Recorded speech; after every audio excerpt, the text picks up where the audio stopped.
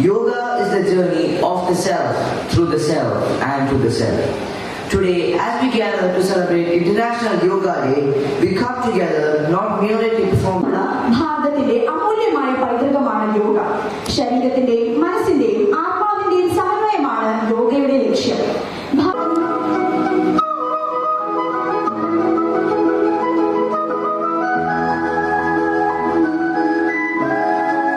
മുന്നേ ഇതുപോലെ കുട്ടികളെ പോലെ യൂണിഫോം ഒക്കെ ഇട്ട് ഞാൻ ഇവിടെ ഇങ്ങനെ ഇരുന്നിട്ടുള്ളതാണ്.